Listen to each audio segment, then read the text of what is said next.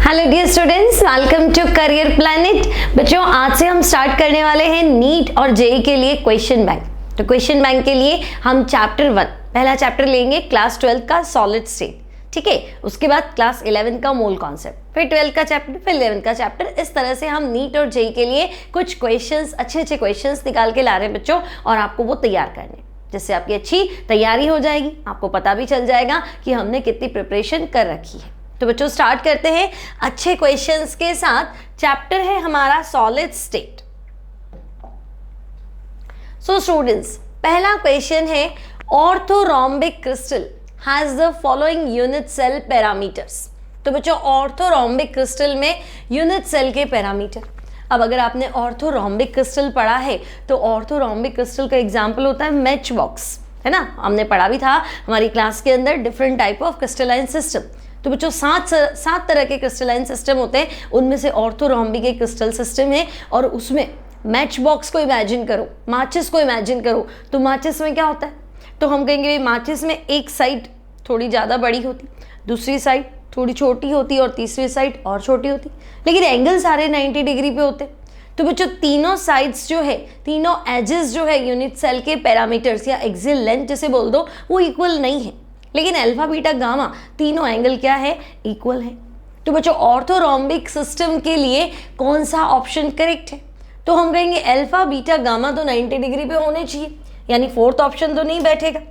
ठीक है, तो ऑर्थोरोम्बिक के लिए अल्फा बीटा गामा 90 पे, लेकिन ए बी के बराबर नहीं होता और बी सी के इक्वल नहीं होता। सो करेक्ट आंसर जो होगा बच्चों, that will be option C. Now, next question, which of the following crystal system contains the maximum number of Bravais lattice? अब आपको पता है 7 तरह के क्रिस्टल लैटिस थे, सब में हर तरह की यूनिट सेल बने, ऐसा प्रैक्टिकली पॉसिबल नहीं है। भाई यूनिट सेल तो हमने 4 तरह की पढ़ ली थी, सिंपल क्यूबिक लैटिस या सिंपल क्यूबिक यूनिट सेल, फिर सेंटर्ड में हमने एफसीसी पढ़ लिया था, बीसीसी पढ़ लिया था, एंड सेंटर पढ़ लिया था। अब चारों यूनिट सेल किसी क्रिस्टल सिस्टम में बन जाए, ऐसा सिर्फ एक ही क्रिस्टलाइन सिस्टम है, अदरवाइज चारों बनती ही नहीं। तो बच्चों, मैक्सिमम ब्रेवियस लैटिस किस में होंगे, तो हम कहेंगे चारों यूनिट सेल कौन बना देगा, तो वो सिस्टम होगा बच्चों ऑर्थोरोम्बिक। सो करेक्ट आंसर होगा orthorhombic. The packing fraction of the element that crystallizes in BCC arrangement is। तो बच्चों, BCC में पैकिंग फ्रैक्शन बताना है, पैकिंग एफिशिएंसी बतानी। अब बच्चों देखो, पैकिंग एफिशिएंसी का जो फॉर्मूला है ना, वो फॉर्मूला है भी कितना परसेंट एरिया पैक हुआ। तो हम कैसे जानेंगे कितना परसेंट एरिया पैक हुआ, तो हम कहेंगे भाई क्यूब में पूरी जगह है, वो तो है क्यूब का वॉल्यूम, और कितना एरिया उन्होंने ऑक्यूपाई कर रहा है, वो है स्फेयर्स का वॉल्यूम। तो एक यूनिट सेल में स्फेयर्स का वॉल्यूम, ठीक है, अपॉन क्यूब का वॉल्यूम मल्टीप्लाई विद 100 कर दो, तो बच्चों ये आ जाएगा पैकिंग एफिशिएंसी। अब आपके पास लैटिस कौन सा है बच्चों, तो हमारे पास लैटिस है बीसीसी। ठीक है, तो बच्चों बीसीसी में इफेक्टिव नंबर ऑफ एटम 2 होता है, स्फेयर्स तो 2 ही होते हैं, तो स्फेयर्स वॉल्यूम में आएगा 2 स्फेयर का वॉल्यूम, क्यूब का वॉल्यूम। तो बच्चों, बीसीसी के लिए √3a की वैल्यू 4r के बराबर होती है, क्योंकि बीसीसी में पार्टिकल टच कहाँ करते, बॉडी डायगोनल। तो बॉडी डायगोनल में एक पार्टिकल तो बीच में हो गया और 2 कॉर्नर्स में हो गए। तो बॉडी डायगोनल के थ्रू जो पार्टिकल्स है जो आपस में टच हो रहे हैं, तो 4r इक्वल्स टू √3, हम कहेंगे बीसीसी का रिलेशन। तो बच्चों, a कितना हो गया, तो मैं कह दूंगी a हो गया 4r/√3। क्यूब का वॉल्यूम चाहिए, तो क्यूब का वॉल्यूम a क्यूब, तो भाई 4r अपॉन √3 का क्यूब कर दो, बस। फ्रैक्शन पूछा है तो 100 हटा दो, है ना, परसेंटेज में तो पूछा नहीं है ना, फ्रैक्शन पूछा है मतलब एक में बताना है। ठीक है, तो बच्चों पैकिंग फ्रैक्शन की अगर हम बात करें, तो स्फेयर्स का वॉल्यूम, तो मैं कहूँगी भाई स्फेयर्स तो 2 ही है, तो 2 स्फेयर का volume 2 × 4/3 πr³ divided by cube का वॉल्यूम, तो क्यूब का वॉल्यूम बच्चों 4 का क्यूब कर दो, 16 और 4 64, और डिवाइडेड बाय √3 × मतलब 3√3। तो बच्चों यहाँ आ जाएगा 64r³ और यहाँ आ जाएगा 3√3। बस आप सॉल्व कर लो बच्चों, तो ये आर क्यूब कैंसिल हो गया, ठीक है। और ये 4 2 ज़ा कितना हो गया 8, 8 8 ज़ा 64, ये 3 3 कैंसिल हो गया। तो बच्चों पैकिंग एफिशिएंसी जो आई आपके पास दैट इज √3/8 पाई। तो आपके पास BCC की पैकिंग एफिशिएंसी जो आएगी बच्चों दैट विल बी √3π/8। ऐसा कोई ऑप्शन मिला आपको? हाँ, ऑप्शन सी। तो करेक्ट आंसर हो जाएगा यहाँ पे बच्चों option C, packing fraction of BCC। Next देखेंगे बच्चों, how many unit cells are present in 39 gram of potassium that crystallizes in BCC structure. तो भाई आपके पास 39 ग्राम पोटेशियम है, अब वो क्रिस्टलाइज कौन सा क्यूबिक में हो रहा है, तो हम कह रहे हैं वो पैकिंग BCC बना रहा है, ठीक है। और हमें क्या बताना है उसमें यूनिट सेल कितनी है, ओके। तो बच्चों सबसे पहले मोल निकालेंगे, तो हम कहेंगे भाई मोल होता है गिवन मास 39 ग्राम अपॉन एटम है तो एटॉमिक मास। तो भाई पोटेशियम का मोल जो आ गया वो आया 1, पोटेशियम का एटॉमिक मास 39 है ना। ये चीज़ हमने याद भी होनी चाहिए, पहले से दिया हुआ होता है वैसे तो, बट नहीं दिया हुआ है तो ओके। तो भाई given mass upon atomic mass रख दिया मैंने 39/39, ठीक है। अब क्या करें, तो हम कहेंगे भाई ये तो आ गया मोल, चलो अब हमें पता लगाना है भाई यूनिट सेल्स कितनी है। तो बच्चों पहले एटम्स देख लें, 1 मोल है तो नंबर ऑफ एटम्स इन 1 मोल। तो हम सबको पता है कि भाई 1 मोल में जो एटम होते हैं that is equal to Avogadro number. तो वैल्यू नहीं रखनी है, Na के रिस्पेक्ट में आंसर देना है। तो हम कहेंगे भाई पोटेशियम 1 मोल है, तो यहाँ पे हो जाएगा इतने एटम्स है हमारे पास। अब बच्चों ZBCC कितना है, तो हम कहेंगे ZBCC जो है दैट इज 2, है ना। एक BCC बनाने में 2 एटम खर्च होते, ठीक है। तो बच्चों 2 एटम होंगे तो BCC लैटिस या BCC यूनिट्स कितनी बनेंगी, तो मैं कहूँगी 2 एटम मिलके एक BCC की यूनिट सेल बनाएंगे, है ना। तो एक ही एटम होगा तो एक एटम से तो हाफ BCC बनेगी। हमारे पास कितने एटम्स है बच्चों, तो हमारे पास है Na एटम्स, ओके। तो Na एटम से कितनी BCC बनेगी, तो हम कहेंगे half into Na into BCC, है ना। तो बच्चों Na/2 यानी कि 0.5 Na BCC यूनिट सेल्स बनेंगी। अब आप चेक कर लो, तो आपका आंसर जो होगा that will be option C. 39 gram potassium में 0.5 Na BCC बनेगी। समझ में आ गया? मोल निकाल दो, मोल 1 मोल है मतलब तुम्हारे पास इतने एटम है। अब बच्चों एक BCC बनाने में 2 एटम खर्च होते हैं, तो तुम्हारे पास जितने भी एटम है उसका आधा BCC बनेंगे। Clear? Which of the following is an amorphous solid? तो बच्चों आपको बताना है जो क्रिस्टल नहीं है। तो देखो ग्रेफाइट, तो हम कहेंगे ग्रेफाइट कार्बन का क्रिस्टलाइन फॉर्म है। क्वार्ट्ज में ग्लास दे रखा है, ग्लास मतलब कांच, तो ग्लास तो अमॉर्फस है ही सही। क्रोम एलम और सिलिकॉन कार्बाइड, तो बच्चों सिलिकॉन कार्बाइड तो पढ़ा रखा है, कार्बोरेंडम, है ना। तो ये क्रिस्टलाइन फॉर्म होता है। अब क्रोम एलम बच्चों, क्रोम एलम होता है potassium sulphate, chromium sulphate dot 24H2। तो एक्चुअली ये डबल सॉल्ट है ना। और ऐसे देखा जाए तो आयोनिक कंपाउंड है। तो बच्चों आयोनिक कंपाउंड तो हमेशा क्रिस्टल ही होते, तो ये क्रिस्टल, ये क्रिस्टल, ये क्रिस्टल, और क्वार्ट्ज आपको पता है अमॉर्फस। सो करेक्ट आंसर हो जाएगा बच्चों option B. Now which of the following solids is not an electrical conductor? तो बच्चों इलेक्ट्रिक कंडक्टर नहीं है, ध्यान रखना, कंडक्टर नहीं है। तो पहला मैग्नीशियम, तो मैग्नीशियम तो मेटल है तो वो कंडक्टर है।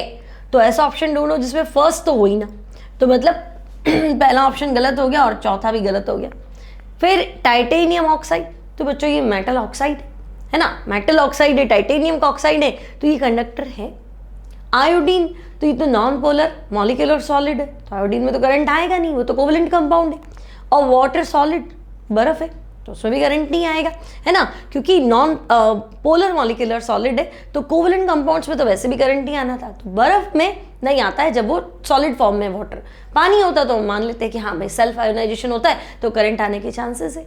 तो बच्चों आयोडीन और वाटर तो बिल्कुल भी नहीं, तो तो हम कहेंगे सेकंड और फोर्थ तो पॉसिबल ही, सॉरी थर्ड और फोर्थ तो पॉसिबल ही नहीं है करंट है। तो अब आपके पास ऑप्शन ही क्या बचा, तो आपके पास ऑप्शन बचा ऑप्शन सी। ठीक है, तो करेक्ट आंसर हो जाएगा iodine solid and water solid are insulator और not electrical conductor. Now question number 7,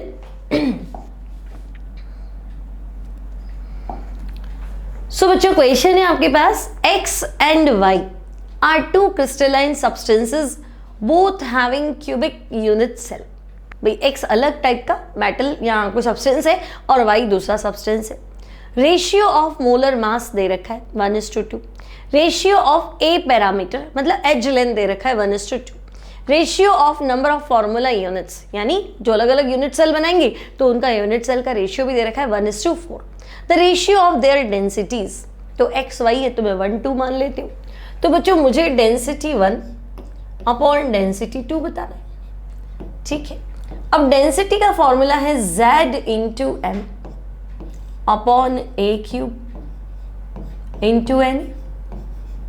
ठीक है, डिवाइड बाय डेंसिटी 2 करूंगी तो ये ऊपर ले लो A2 क्यूब इंटू एन और Z2 और M2। ठीक है, तो बच्चों एन तो कैंसिल कर देते हैं। चलो अब हमें चाहिए D1 बाय D2। 1 को मैंने माना है X और 2 को मैंने माना है Y। तो बच्चों Z1 अपॉन Z2, तो Z1 और Z2 देखो रेशियो कितना है Z1 Z2 का, तो वो है 1:4। तो भाई Z1 Z2 की जगह मैं लिख रही हूँ 1/4।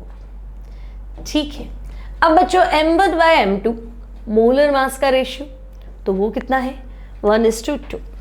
तो ठीक है भाई 1:2। अब है बच्चों A2 का क्यूब अपॉन A1 का क्यूब, तो पैरामीटर का रेशियो 1:2 A1 बाय A2। मुझे A2 बाय A1 चाहिए तो उल्टा कर देती हूँ, तो मैं कह दूंगी 2/1 का क्यूब।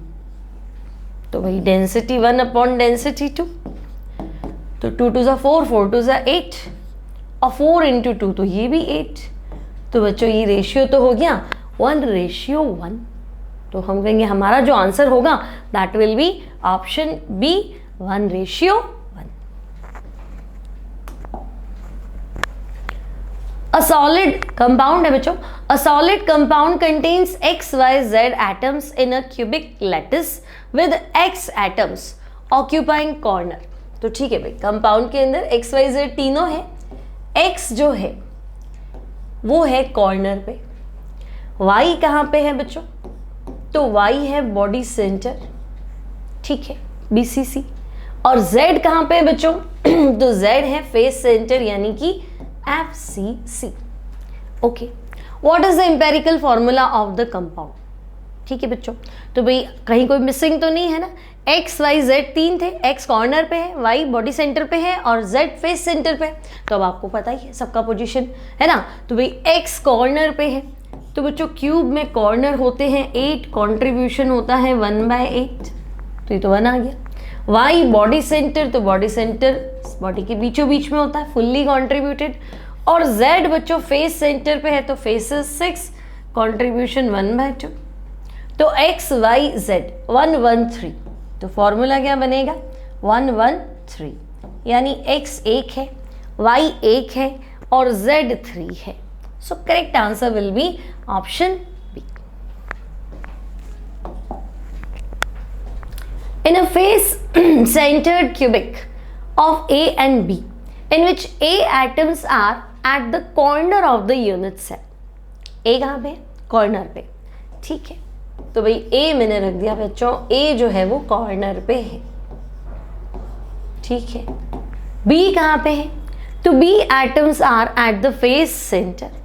तो भाई B जो है वो face center पे है।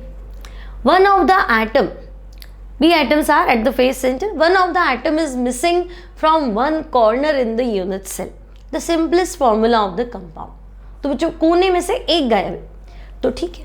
तो भाई कॉर्नर, तो हम कहेंगे कॉर्नर तो होते हैं 8 और कंट्रीब्यूशन कितना होता है 1/8। तो कॉर्नर तो 8 है लेकिन पार्टिकल 8 थोड़ा ना रखे, पार्टिकल तो अपने साथ ही रखे। तो बच्चों इस बार हो जाएगा 7 × 1/8। और B कहाँ पे है? तो B फेस सेंटर, तो बच्चों फेसेस होती है 6, कंट्रीब्यूशन 1/2। तो यहाँ तो आया तुम्हारा आंसर 7/8, यहाँ आंसर आया 3। तो बच्चों A रेशियो B, तो 7/8 रेशियो 3। अब क्या करेंगे, तो दोनों साइड 8 से मल्टीप्लाई कर ले ताकि ये तो 7 बने। ठीक है, तो 8 कैंसिल, तो ये हो गया 7 और ये कितना हो गया 24। तो बच्चों फॉर्मूला क्या हो गया, तो मैं कह दूंगी A 7 आ रहा है, B 24 आ रहा है, चेक करें तो आपको मिलेगा option C, A 7 B 24। Now an element A has face centered cubic structure with edge length equal to 361 picometer। तो बच्चों एलिमेंट का जो स्ट्रक्चर है वो FCC है, ठीक है। अब इसके पास एज लेंथ यानी A की वैल्यू जो है दैट इज 361 पिकोमीटर, ठीक है। The apparent radius of atom A, तो बच्चों FCC में पार्टिकल कहाँ टच करते हैं, तो हम कहेंगे फेस सेंटर पे, है ना। तो फेस सेंटर मतलब एज लेंथ ये ए सारी ए, फेस सेंटर यानी ये फेस डायगोनल, यहाँ पार्टिकल टच कर रहे, ठीक है। तो ये वैल्यू कितनी होगी, तो मैं कहूँगी ये √2 है। अब इसमें रेडियस कितनी है, तो देखो यहाँ R, यहाँ 2R और यहाँ R, तो हम कहेंगे FCC का रिलेशन हमें ऑलरेडी पता है, ठीक है बच्चों। अगर आप JEE नीट की तैयारी कर रहे हैं तो ये सब चीज़ उतना सोचने का टाइम नहीं मिलेगा, आपको पता होना चाहिए FCC में √2A = 4R होता है, बस वैल्यू पुट करो आंसर निकालो। तो बच्चों √2A की वैल्यू है 361 पिकोमीटर, आंसर भी आपको उसमें ही चाहिए, इक्वल्स टू 4R, तो 4 इक्वल्स टू √2 यानी कि 1.414, 361 डिवाइडेड बाय 4, तो ये आंसर आपको निकालना है बच्चों। तो अब आप फाइंड करो क्या आंसर आएगा, √2 यानी कि 1.414 को मल्टीप्लाई करेंगे 361 से डिवाइड बाय 4, तो बच्चों फाइनल आंसर आप सॉल्व करेंगे तो आपको आंसर मिलेगा 127.6 पिकोमीटर। फास्ट कैलकुलेशन रखनी है, सो करेक्ट आंसर हो जाएगा बच्चों यहाँ पे 127.6 picometre, option A. Now a sodium metal exists in BCC unit cell. The distance between nearest sodium atoms is 0.368 nanometer. The edge length of the unit cell is. अब बच्चों BCC lattice है, तो BCC में particle body diagonal पे touch करते हैं, body diagonal की value होती है √3A, ठीक है। ये आपको आना चाहिए बच्चों, एक हमारा सॉलिड स्टेट का लेक्चर भी है, उसमें आपको बता रखा है distance between two closest particles, ठीक है। तो मैं आपको सजेस्ट करूँगी, डिस्क्रिप्शन बॉक्स में लिंक भी दे दूंगी, है ना। अगर आपको ये चीज़ थोड़ा क्लियर नहीं है तो आप उसमें से पढ़ेंगे, ठीक है। अब बच्चों BCC में पार्टिकल इधर बॉडी डायगोनल पे टच करते हैं, बॉडी डायगोनल की वैल्यू √3। अब बॉडी डायगोनल मतलब एक पार्टिकल तो बीचों बीच में है, अब एक इधर आधा बाहर रहेगा क्यूब के, और ये तो बच्चों √3A = 4R होता है, ओके। ये सबको पता है ना भाई, एक रेडियस ये रही, दो रेडियस ये रही और एक रेडियस ये रही। अब बच्चों distance between two closest atom, तो दो क्लोजेस्ट एटम के बीच का डिस्टेंस मतलब समझे, यहाँ से यहाँ तक का डिस्टेंस जो बिल्कुल टच कर रहे हैं, है ना। तो यहाँ से यहाँ तक का डिस्टेंस मतलब ये R और ये R का डिस्टेंस, ये अगला है, तो ये पूरा 4R है। Distance between two closest atom होता है बच्चों 2R, तो आपको 2R का जो वैल्यू दिया है ना, वो distance between two nearest atom यानी वो आपको दिया है 0.368 मतलब नैनोमीटर, ठीक है। अब क्या करना है, तो भाई अब आपको बताना है एज लेंथ, तो आपको तो पता है √3A = 4R होता है ना। तो अगर मुझे 2R दिया है तो मैं कह दूंगी √3A को 2 से डिवाइड कर दो तो 2R हो जाएगा, ये बात तो क्लियर है ना। 4R की वैल्यू √3A के बराबर है, अगर मैं इधर आधा करूंगी तो इधर भी तो आधा करूंगी, मेरे पास तो 2R है तो मैं इसको हाफ कर देती हूँ, ठीक है। तो √3A/2 = 2R। अब आप रख लो, तो बच्चों 2R की वैल्यू तो ये रही, है ना। तो √3A/2 = 2R की वैल्यू है 0.368 नैनोमीटर। तो A कितना हो जाएगा तो 0.368 मल्टीप्लाई बाय 2 और √3 कितना होता है 1.732। तो फटाफट कैलकुलेट करो बच्चों और आंसर बताओ। तो कैलकुलेट करने से तुम्हारे पास जो आंसर आएगा दैट विल बी 0.424 नैनोमीटर, यानी कि ऑप्शन डी। क्लियर? ज़्यादा टफ नहीं है, सिंपल क्वेश्चन ही है सॉलिड स्टेट में, और काफ़ी चांसेस है बच्चों इस तरह के क्वेश्चन एग्जाम में आते हैं। तो नेक्स्ट क्वेश्चन में चलते हैं। The number of atoms in 100 gram of an FCC crystal with density 10 gram per centimeter cube and cell edge as 200 picometer is equal to। तो आपको पूछा है नंबर ऑफ एटम्स। ओके, तो देखो डेंसिटी तो है ग्राम पर सेंटीमीटर क्यूब में, है ना भाई, डेंसिटी है 10 ग्राम पर सेंटीमीटर क्यूब, और एज लेंथ जो है ना बच्चों, वो एज लेंथ है 200 पिकोमीटर। तो उसको सेंटीमीटर में लाओ क्योंकि उधर सेंटीमीटर क्यूब चल रहा है, तो 200 पिकोमीटर और 10 to the power -10 करोगे तो ये सेंटीमीटर में आएगा, यानी कि 2 × 10 to the power -8 सेंटीमीटर। सही है ना? एक पिकोमीटर में 10 की पावर -12 मीटर होते हैं, तो 10 की पावर -10 सेंटीमीटर हो जाएंगे। ठीक है, तो बच्चों तुम्हारे पास क्या आ गया, ए की वैल्यू तो आ गई, डेंसिटी की वैल्यू आ गई, क्रिस्टल कौन सा है तो FCC है, तो बच्चों Z FCC की वैल्यू तो 4 होती, सबको पता है, तो Z FCC 4 है।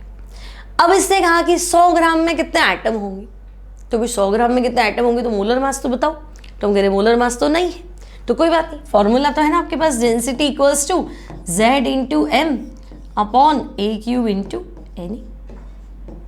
ठीक है, अब Na को Na ही रखेंगे ना, Na को मत छेड़ना। ठीक है, तो भाई डेंसिटी कितनी है 10, Z की वैल्यू कितनी थी 4, मोलर मास फाइंड करना है, A कितना है 2 × 10 to the power -8 का क्यूब करना है, तो क्यूब कर दो और Na। ठीक है, तो बच्चों मोलर मास कितना आ जाएगा, 2 × 4 4 × 8 हो जाएगा। ठीक है, तो यहाँ से ले लेती हूँ मैं, ये 8 तो इधर गया, 8 × 10 और ये हो गया 24, 10 to the power मतलब 10 to the power -24। ठीक है, इसको रहने दिया ऐसे कैसे, Na भी ऊपर चला गया। ठीक है, और 4 से डिवाइड करना रह गया। अच्छा चलो, तो मेरे पास मोलर मास जो आ गया वो आ गया 2 × 10 to the power -23 × Na। अब तुम्हें लगेगा कि मैं 6.02 × 10 to the power 23 उसको काट दूँ, शांति मत काटो, अभी रहने दो उसको। ठीक है, तो ये मोलर मास आ गया, अभी मोल निकाल दो, तो हम कहेंगे mole equals to given mass upon molar mass. तो गिवन मास तो 100 ग्राम है, तो 100 रख दो, मोलर मास ये रहा 2 × 10 to the power -23 × Na। ठीक है, तो ये 50 हो गया, है ना, 100/2 कितना हो गया 50 हो गया। ओके, तो भाई मेरे पास जो मोल आए हैं वो मोल आए हैं बच्चों 50 × 10 to the power, इसको ऊपर ले जाओ 23 × Na। ठीक है, अब तो हो ही गया तुम्हारा आंसर। एक मोल में कितने एटम होते हैं, तो हम कहेंगे एक मोल में Na होते हैं, है ना, एटम से पूछा, यूनिट सेल तो नहीं पूछी, एटम पूछा है। एक मोल में कितने होते हैं Na, आपके पास कितने मोल है, तो हमारे पास मोल है सॉरी Na तो नीचे था, 50 × 10 to the power 23 divided by Na, हमारे पास इतने मोल है। ठीक है भाई, तो हम कहेंगे एटम्स इन 1 मोल। ठीक है, वैसे तो बच्चों शॉर्ट में करना रहता है आपको, मुझे एक्सप्लेन करना है तो मैं सारा लिख रही हूँ, एग्जाम में आप फटाफट करेंगे इसको। तो एक मोल में कितने एटम्स हैं, तो हम कहेंगे Na। आपके पास कितने एटम है, आपके पास कितने मोल है, तो हमारे पास इतने मोल है। ठीक है, तो atoms in 50 × 10 to the power -23 Na, तो क्या करें, सॉरी डिवाइडेड बाय Na, तो 50 × 10 to the power -23 multiply with Na और डिवाइडेड बाय N, है ना। Na रखने के लिए मैंने इसलिए कहा था तुम्हें, ताकि तुम्हें क्या करना है, तुम्हें Na कैंसिल करना है, ये प्लस का 23 है, ये गया। अब बोल दो, तो 50 × 10 to the power 23 तुम्हारा आंसर होना चाहिए, तो नहीं है क्या, 5 × 10 to the power 4 24 और 0.5 × 10 to the power 25 बन जाएगा ना भाई, क्या बड़ी बात है। है ना, 50 इंटू 10 टू द पावर 23 है, तो 5 इंटू 10 की पावर 24 हो गया, और 0.5 इंटू 10 की पावर 25, ये ऑप्शन तो है ही तुम्हारे पास। तो करेक्ट आंसर जो है बच्चों that will be option B. Clear, simple है, ज़्यादा टफ नहीं है, कैलकुलेशन ईजी रहेगी एग्जाम में। Now an element atomic mass दे रखा है आपको 100 ग्राम पर मोल, ठीक है। तो भैया एक एलिमेंट का एटॉमिक मास है 100 ग्राम पर मोल, हैविंग बीसीसी स्ट्रक्चर, और एज लेंथ दे रखा है 400 पिकोमीटर। आपको क्या फाइंड करना है, डेंसिटी फाइंड करना है, आंसर सेंटीमीटर क्यूब में लाना है। तो मतलब आपके पास जो पिकोमीटर वाली वैल्यू है 400 पिकोमीटर जो चल रहा है, इसको पहले सेंटीमीटर में कन्वर्ट कर दो, यानी इसको तो आप ले लो 4 into 10 to the power -8 centimetre. बस अब बीसीसी स्ट्रक्चर है तो बच्चों जेड बीसीसी कितना होता है, 2 होता है। मोलर मास तुम्हें दे रखा है 100, सीधा फॉर्मूला लगाओ और वैल्यू पुट करो। तो बच्चों डेंसिटी का फॉर्मूला याद है, Z into M upon A cube into N A, है ना। इसको जमाना पढ़ते हैं, Z म मोलर मास, ए क्यूब ए और ना एन ए, एवोगैड्रो नंबर, तो जमाना वाला फॉर्मूला है, बस लगा दो। तो Z की वैल्यू हो गई 2, मोलर मास हो गया बच्चों 100, ए क्यूब तो 4 का क्यूब, 4 इंटू 4 16 और 64, और 10 की पावर -8 का क्यूब करेंगे तो माइनस का 24, और आंसर तो पूरा ही निकालना है, तो एवोगैड्रो नंबर पुट कर दो 6.02 इंटू 10 टू दी पावर 23, ठीक है। तो ये 10 टू दी पावर 23 और 24 कैंसिल, 10 टू दी पावर -1 है, ऊपर जाके 10 हो जाएगा। तो अब तुम्हारे पास जो आंसर आया है बच्चों वो है 2000, 10 टू दी पावर -1 को ऊपर ले लो, 2000 divided by 64 and again divided by 6.02। अब ये तो तुम्हें करना पड़ेगा भाई, 2000 को तुम डिवाइड कर दो किससे, तो हम देंगे भाई 2000 को तुम डिवाइड कर दो 64 से, अगेन डिवाइडेड करोगे 6.02, तो बच्चों यार है 5.19 के आसपास, 5.19 ग्राम पर सेंटीमीटर क्यूब। तो ये आंसर मैच हो रहा है आपका ऑप्शन बी। क्लियर, चलो आगे बढ़ते हैं। द फ्रैक्शन ऑफ निकल +2 एंड निकल +3 आयंस इन निकल 0.96 O 1.00 इज परसेंटेज, ठीक है। तो भाई आपका जो निकल ऑक्साइड मिला है आपको, इम्प्योर निकल ऑक्साइड जिसे हम कहें, इम्प्योर नहीं कहेंगे, डिफेक्टेड कहेंगे, है ना, मेटल डेफिशिएंसी डिफेक्ट होता है, तो वो ये है, मतलब ऑक्साइड 100 है तो निकल 96 ही है। अब बच्चों प्रॉब्लम क्या है कि ऑक्साइड है ना, ऑक्सीजन का चार्ज होता है -2, ठीक है। अब वैसे तो निकल +2, तो निकल +2 तो हम कहेंगे निकल +2 O -2, तो ओवरऑल न्यूट्रल होना चाहिए, तो ओवरऑल न्यूट्रल हो ही नहीं सकता, 100 पे 96 ही, तो हम कहेंगे कि निकल +2 निकल +3 में कन्वर्ट भी हो रहा है। तो आप ये बता दो कितने कन्वर्ट हुए, ठीक है। तो ओवरऑल क्या होता है, तो हम कहेंगे भाई देखो टोटल पॉजिटिव चार्ज, भाई अगर मैं कोई भी क्रिस्टल की बात करूं तो क्रिस्टलाइन फॉर्मूला तो न्यूट्रल ही हुआ ना, तो जितना पॉजिटिव चार्ज होता है उतना का उतना नेगेटिव चार्ज भी होता है, ठीक है।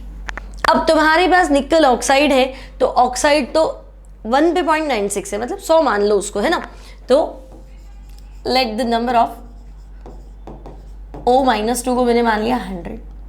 अब बच्चों निकल +2, तो सारे के सारे ये तो होंगे नहीं, कन्वर्ट तो हुए ही है ना। अच्छा फॉर्मूला यहाँ 96 है और यहाँ 98 है, एक सेकेंड में चेक कर लेती हूँ बच्चों, फॉर्मूला 0.98 है, 96 नहीं है।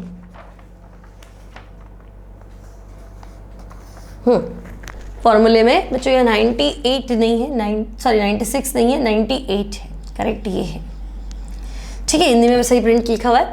तो चलो अब क्या करना है, तो भी जितना पॉजिटिव चार्ज उतना नेगेटिव चार्ज।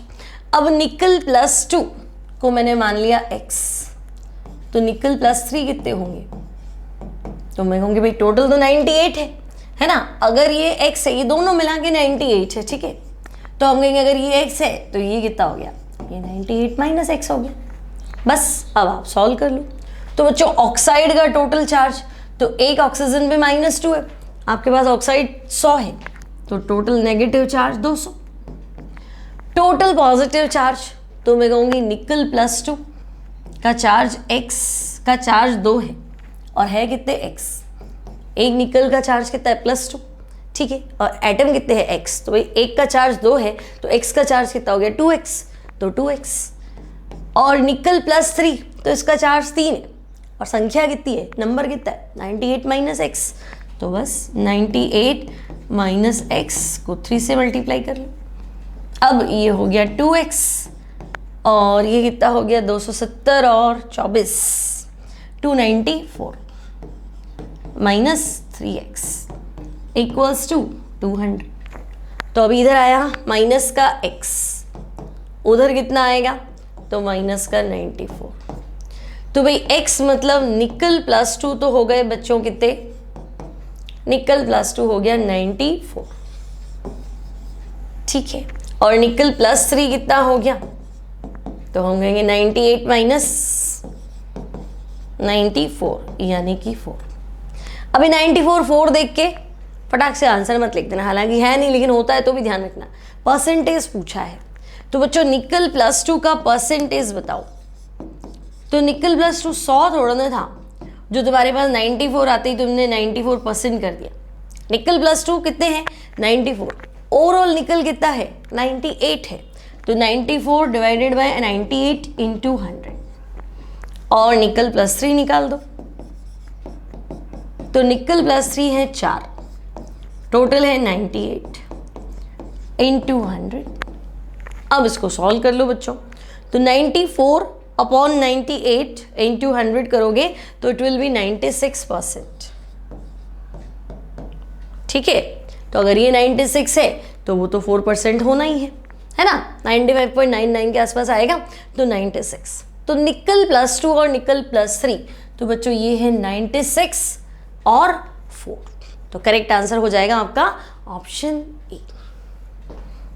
चलो नेक्स्ट क्वेश्चन की तरफ। तो बच्चों नेक्स्ट क्वेश्चन है density of krypton face centred cubic cell. तो हमें बताया डेंसिटी वाला क्वेश्चन है तो Z चाहिएगा, तो Z FCC हो गया 4, डेंसिटी है 3.19 ग्राम पर सेंटीमीटर क्यूब, ठीक है। अभी डेंसिटी नहीं, अभी आपसे पूछा है what is the radius of the atom, ठीक है। तो बच्चों डेंसिटी का फॉर्मूला लगाएंगे, density equals to Z into M, atomic mass कितना है 84, A क्यूब फाइंड कर लेंगे, एवोगेड्रो नंबर 6.02 इंटू 10⁻23। तो बच्चों A क्यूब कितना आ जाएगा, तो हम कहेंगे A क्यूब आ जाएगा 4 into 84 divided by 6.02 10⁻23 and again divided by 3.19, ठीक है। तो बच्चों यहां से इसको सॉल्व करो, 4 इंटू 84 डिवाइड करो 6.02 और फिर डिवाइड करो 3.19, तो ये तुम्हारे पास आएगा 175 इंटू 10⁻⁻24।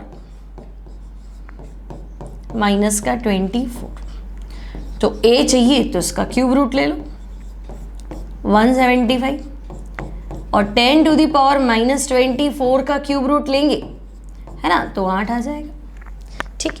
अभी 175 का क्यूब रूट, तो बच्चों 5 से ज़्यादा आएगा लेकिन 6 से कम आएगा, चेक कर लो, 5 5 = 25 और 25 5 = 125, और 6 से करोगे 6 इंटू 6 इंटू 6 तो ये बहुत आगे चला जाएगा, 36 इंटू 6 तो 175 से बहुत आगे चला जाएगा। तो लमसम आपको बीच का डिजिट लेना है, हालांकि एग्जाम में फंसाने वाला क्वेश्चन नहीं देगा, थोड़ा सिंपल देगा, लेकिन आंसर 5 और 6 के बीच में होगा।